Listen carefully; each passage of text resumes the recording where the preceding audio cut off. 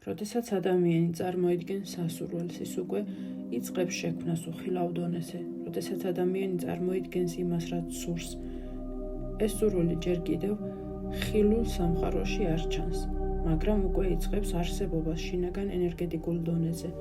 ყოველი აზრი არის დასაწყისი, ყოველი წარმოდგენა არის ფორმა, ყოველი შინაგანი სურათი არის თესლი, რომელიც ქვეცნობიერის ნიადაგში ვარდება. ადამიანის გონებაში არაფერი იკარგება, ყველა განმეორებული აზრი ილექება ქვეცნობიერებაში და იქიდან იწყებს გავლენას ცხოვრებაზე, მაგრამ მხოლოდ აზრი საკმარისი არ არის. აზრი ქმნის მიმართულებას, მაგრამ გრძნობა აძლევს მას ძალას. ქვეცნობიერი არ რეაგირებს მხოლოდ სიტყვებზე, ის რეაგირებს იმაზე, რასაც ადამიანი რეალურად გრძნობს. თუ ადამიანი წარმოიდგენს წარმატებას, მაგრამ შიგნით ეჭვი აქვს, ქვეცნობიერი იღებს ეჭვს. თუ ადამიანი ამბობს, რომ შვიდად არის, მაგრამ შიგნით შიშია, ქვეცნობიერი იღებს შიშს. ქვეცნობიერი ყოველთვის იღებს დომინირებად გრძნობას. გრძნობა არის ხიდი აზრსა და რეალობას შორის. აზრი არის იდეა, გრძნობა არის ენერგია, რწმენა არის დამაგრება და ეს სამივე ერთად ქმნის რეალობას. როდესაც ადამიანი მხოლოდ ფიქრობს, პროცესი იწყება. როდესაც ადამიანი ფიქრობს და ამავე დროს გრძნობს, პროცესი ძლიერდება. როდესაც ადამიანი ფიქრობს, გრძნობს და დარწმუნებულია, პროცესი იწყებს განხორციელებას.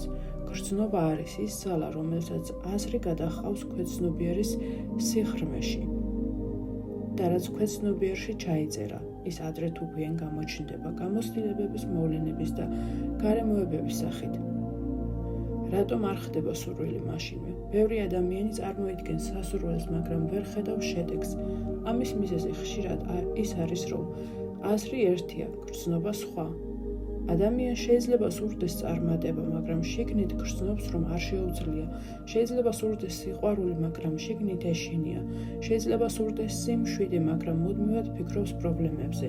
ასეთ შემთხვევაში ქვეცნობიერი იღებს არა სურვილს, არამედ იმ გრძნობას, რომელიც უფრო ძლიერია და სწორედ ამიტომ აუცილებელია, რომ სასურველი არ იყოს მხოლოდ წარმოდგენილი, არამედ შეგრძნებულიც.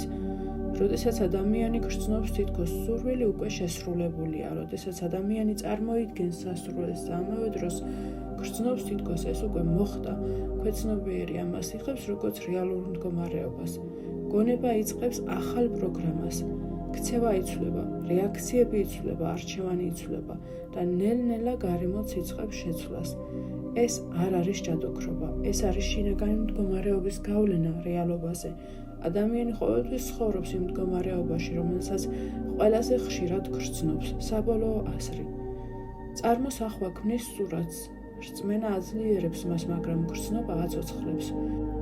რასაც ადამიანი ხშირად გრძნობს, ის ხდება მისი რეალობა. როდესაც ადამიანი სწავლობს არა მხოლოდ ფიქრს, არამედ შეგნებულად გრძნობას, ის იწყებს საკუთარი ცხოვრების შეცვლას შიგნიდან და როცა შინაგანი მდგომარეობა იცვლება, რეალობაც ნელ-ნელა იწყება მისი მიხედვით.